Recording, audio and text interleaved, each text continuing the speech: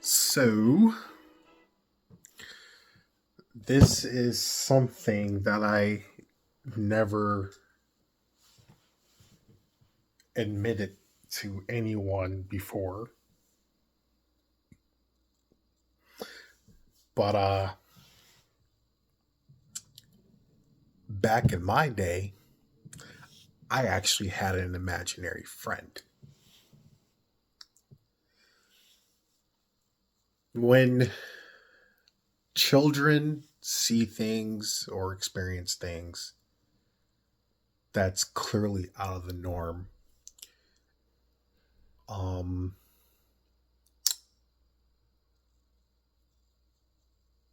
one, it could be purely psychological, and sometimes, believe it or not, whether we want to admit it or not, it could be paranormal.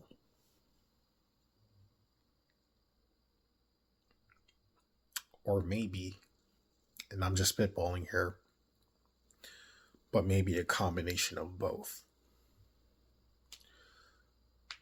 Um, First off, I want to give a shout out to Tubi.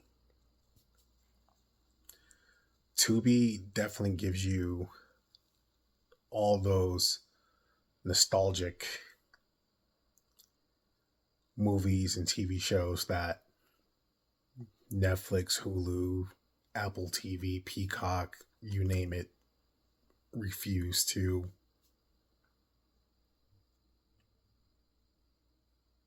put on their platform. Everything that we watch now is political base, gender base, race based, or a combination of all the above. Now, I saw this movie um, that caught my eye. It was called Drop Dead Fred. Now, as a child, when you're watching all these shows and movies, you see it, but you're not really soaking it in. And when you're an adult and you rewatch these things, you realize that there's there's always a message to what you watched and saw um back in your time, like, you know um like the 90s Batman, for example, like, you know um the cartoon series. Like, as a kid, you see it, you're like, oh, cool, a cartoon. And then, when you get older, you're like, oh, well, maybe the Joker is not all that crazy. Well, I mean, he is, but you get to really and look deeper into things as you rewatch things. And this movie, Drop Dead Fred, it's about a girl, a woman, um, who has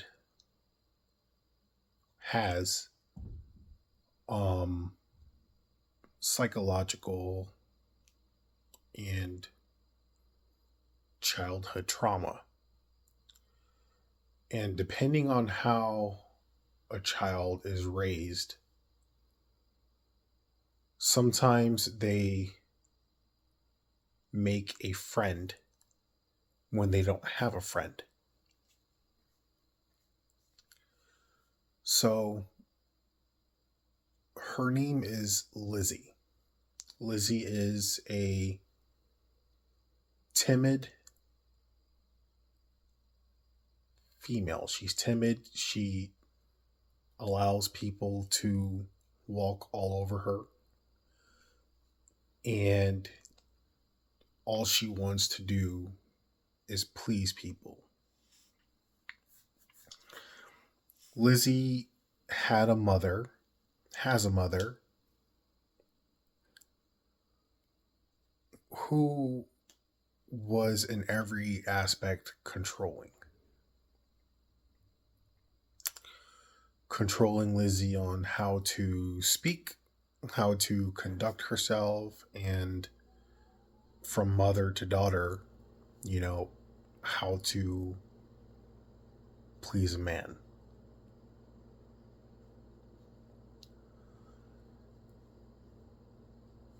Lizzie's father was a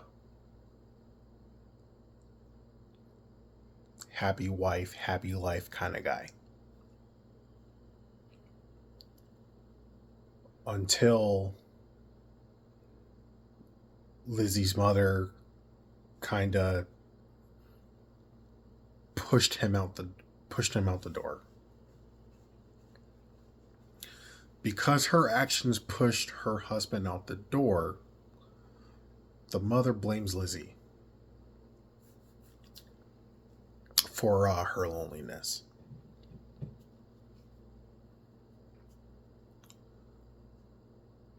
Growing up, Lizzie has this friend, this imaginary friend called Drop Dead Fred. We're going to call him Fred for short.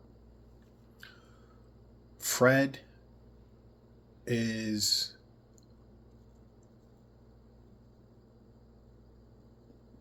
like out of this world unhinged. Like, he's literally the definition of an intrusive thought.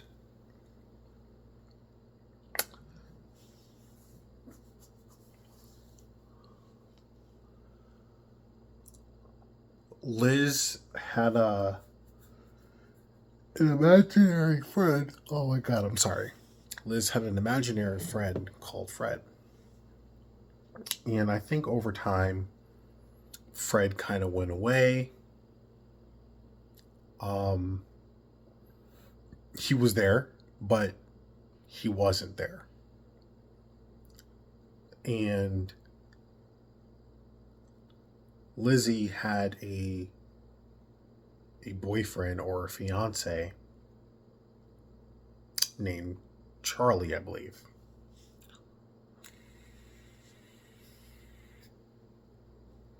Yes, it's Charlie. He is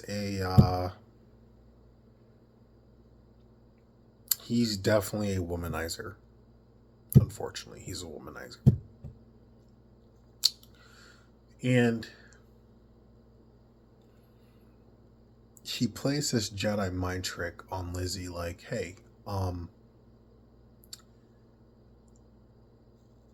it's your idea that we should go our separate ways and whatnot. And he leaves Lizzie, and because of that, because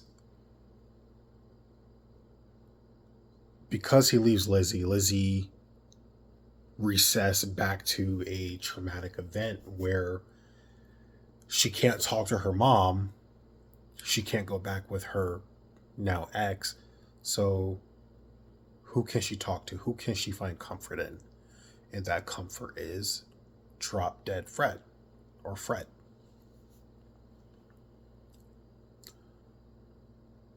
For the first 2 to 3 movie days, time dilation, I guess. So the first 2 or 3 days, having him back as a friend was great and all until he started to get a little bit too out of control. So not only is Fred an imaginary friend, but he's also an intrusive thought and an alter ego in a way. So anything that Fred does, Lizzie does as well. So obviously with imaginary friend, you can't see him, but she could see it. So Charlie leaves, and it forces Lizzie to bring up a friend again. Lizzie's mom is like, "Oh, you should try to go back out with him. You should try to go back out with him, X, Y, and Z." And Lizzie wants that. She wants to go back with him.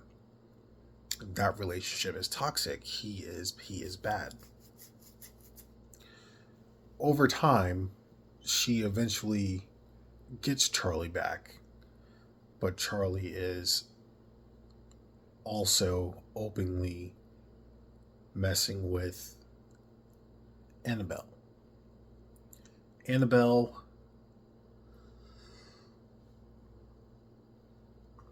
why am I tired? Why am I tired? Annabelle, um,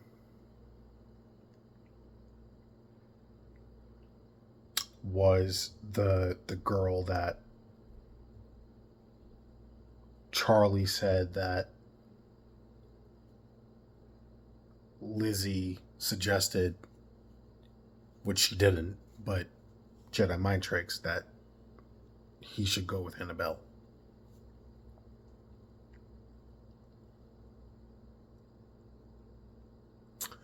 After a few series events, Lizzie takes the green pill, and the green pill is pretty much people with psych problems, such as seeing things that are not there.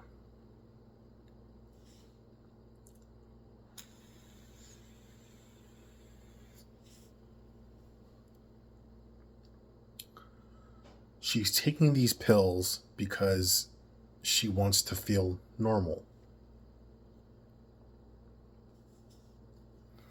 So the more she takes these pills, the more the imaginary friend, Fred, gets sick. So the more she takes, the worse he gets. She wants to please Charlie so much and get back with him so badly that she overdoses. She doesn't overdose to the point where her life ends, but she does overdose to the point where she passes out. When she passes out, Fred is like, "Hey,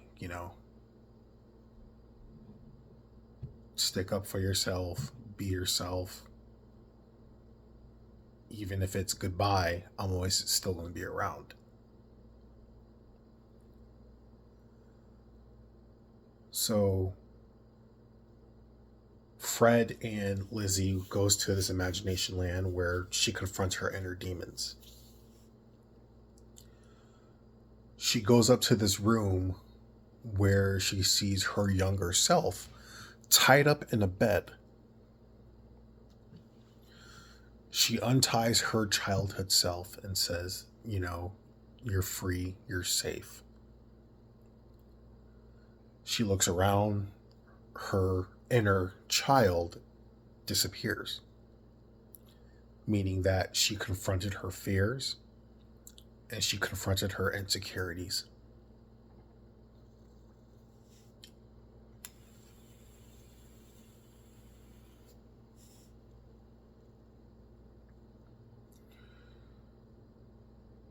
She kisses Fred and hugs him, and then she wakes up back at Charlie's apartment. She was making a salad, and while she was making the salad, Charlie's on the phone with Annabelle, and Annabelle's like, "Listen, you know, I'm not weak." I'm just paraphrasing, but she's like, "Hey, you know, you're not going to be dealing with Lizzie while you're dealing with me." So Annabelle dumps Charlie. When Lizzie wakes up, she goes back to the salad that she was making, and Charlie yells out, like, "Hey, do you have that special dinner salad that you're making?" And she was like, "Yes." So she took the big old salad bowl, went into the bedroom, and poured it all on top of his head, and she pretty much washes the floor, washes away all her feelings towards him. That's a power move. Picks her nose, wipes it on his cheek, drives away, and then she starts to date this childhood friend. That I also forgot to mention, but anyways, so this childhood friend has a daughter who also has an imaginary friend. And this imaginary friend is Drop Dead Fred.